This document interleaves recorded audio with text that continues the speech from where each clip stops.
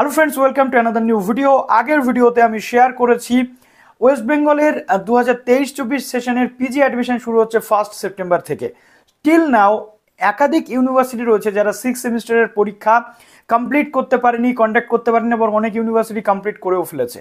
But 31 August 2023-এর মধ্যে যেমনটা উচ্চশিক্ষা দপ্তরের নির্দেশিকা রয়েছে, সেই নির্দেশিকা অনুযায়ী কিন্তু এক্সামের রেজাল্ট পাবলিশ করতে হবে, যাতে 1 সেপ্টেম্বর থেকে স্টুডেন্টসরা তাদের যে পিজি অ্যাডমিশনের প্রক্রিয়াতে তারা অংশ নিতে পারে। বাট এখনও কিছু ইউনিভার্সিটি ডেট কিন্তু এক্সটেন্ড করেই চলেছে, এবং এই নিয়ে স্টুডেন্টসদের মধ্যে তৈরি হচ্ছে বিভিন্ন প্রবলেম।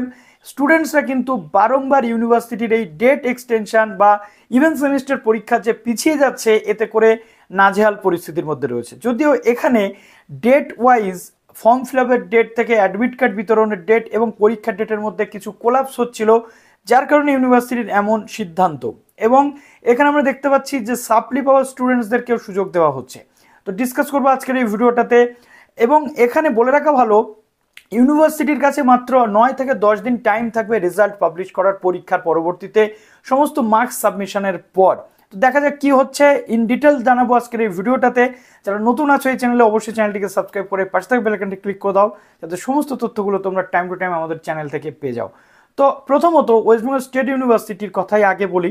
ওয়েস্ট বেঙ্গল স্টেট ইউনিভার্সিটির লাস্ট দিন আমরা দেখেছিলাম যে 20 জুলাই থেকে সেখানে এক্সাম কন্ডাক্ট করাতে চলেছিল, এবং ফর্ম ফিল আপের যে প্রসেস সেটাও শুরু হয়ে গেছিল।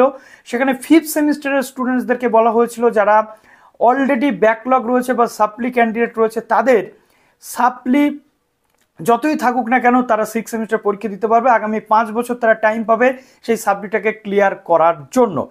আপাতত সেটা অফিসিয়াল নোটিফিকেশন হিসেবে কিন্তু চলে এসেছে ওয়েস্ট বেঙ্গল স্টেট ইউনিভার্সিটির পক্ষ থেকে, যেখানে বলা হচ্ছে যে অফিসিয়াল নোটিফিকেশনে যে 17/7 পর্যন্ত যে এক্সামের যে বা ফর্ম ফিল আপের ডেট সেটা কিন্তু এক্সটেন্ড করা হয়েছে, যেটা কিন্তু খুবই ভালো দিক।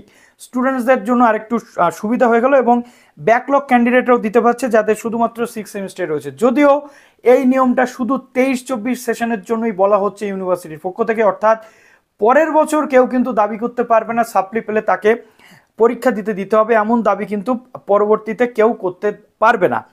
এবার আসছে ইউনিভার্সিটির যে 20 তারিখের ফর্ম ফিল আপের নোটিফিকেশান, এবং 20 তারিখ থেকে পরীক্ষা কন্ডাক্টের যে জায়গা ছিল সেটা থেকে ইউনিভার্সিটি সরে গেছে। 17 তারিখে ফর্ম ফিল আপ কন্ডাক্ট করিয়ে 20 তারিখ থেকে পরীক্ষা নেওয়া এক প্রকার সমস্যাজনক ব্যাপার। সেই কারণে এই পরীক্ষাটা বিএ, বিএসসি, বিকম, বিবিএস 6 সেমিস্টারের যে পরীক্ষা রয়েছে ওয়েস্ট বেঙ্গল স্টেট ইউনিভার্সিটির অগাস্টের 2 তারিখ থেকে কিন্তু এই পরীক্ষা শুরু হতে চলেছে। এবার প্রশ্ন হচ্ছে, অগাস্টের 2 তারিখে পরীক্ষা কন্ডাক্ট করিয়ে ইউনিভার্সিটি কিভাবে 31শে অগস্ট 2023-এর মধ্যে রেজাল্ট পাবলিশ করবে। আরও একটা কথা বলি, এসএসসি পেপারের যে মার্কস বা সমস্ত কিছু 21/8/2023 লাস্ট ডেট দেওয়া হয়েছে ইন্টারনাল যে মার্কস বা থিওরি মার্কস সেটা সাবমিট করার জন্য। সুতরাং আমরা দেখতে পাচ্ছি ইউনিভার্সিটির কাছে অলমোস্ট 21 তারিখে যদি আসে তাহলে আর 9 দিন টাইম থাকবে ইউনিভার্সিটির কাছে এই রেজাল্ট পাবলিশ করার। এখন এই 9 দিনের মধ্যে কতটা কি করতে পারবে ইউনিভার্সিটির সাথে দেখার, যদিও করতেই হবে, কেননা ইউনিভার্সিটির যে ওপরে রয়েছে উচ্চশিক্ষা দপ্তর তাদের নির্দেশিকা রয়েছে। এবার নেক্সট আমরা দেখতে পাচ্ছি কল্যাণ ইউনিভার্সিটি। কল্যাণ ইউনিভার্সিটিতে আরও একবার কিন্তু যে অনার্সের পেপার বা পাস পেপারের এক্সামের ডেট এক্সটেন্ড হয়েছে। কল্যাণ ইউনিভার্সিটিতে পরীক্ষা হয়ে যাওয়ার কথা ছিল, বাট সেই পরীক্ষাটা পুনরায় 26/7 থেকে শুরু হচ্ছে আবার, অর্থাৎ ডেট আবার এক্সটেন্ড করা হয়েছে।